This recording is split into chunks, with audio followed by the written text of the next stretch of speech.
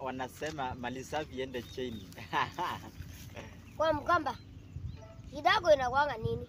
Nimevaa na nini sasa? Hii koti inavaa nini kwangu? Hii koti ni ya nani? Hiyo sijui. Nipe simu yangu. Sijui. Inavaa nini kwangu? Ni wewe unanigongeanga kama si uko? Hii koti si yangu, mimi si yangu, najua koti yangu hii. Mbona unanigongea? Nani anajipakanga marashi kama hajaoga?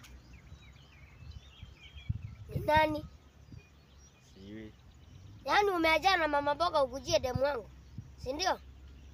Mimi naenda kukuripoti saa hii. Hiyo ufala yako sitaki. Hii ni ya nani? Chukua mazimu yako. Nisaidie na hii. Ni ya nani? Sijui na nani. Ni ile koti yako imeandikwa pia hapo koti. Gai. Imefika kwako aje? Mimi naenda kukuripoti saa hii. Hiyo ufala sitaki. Lakini sasa yaani time tu nimetoka kidogo ushafika. Nimesahau. Ilikuwa ni nini nilikuja kukuangalia hapo nikapata huko. Sasa nikipata huko nini bibi yako akaniwekea ni chakula nikasahau nikaacha koti. Alikuwekea aje? Hiyo ni mambo kidogo na wewe. Mimi sitaki hiyo ufala. Hebu hii koti nipeleke kwa chief saa hii. Koti unapelekea? Inavaa nini kwangu? Kwani ni yake? Ushaona nikiacha yangu kwako?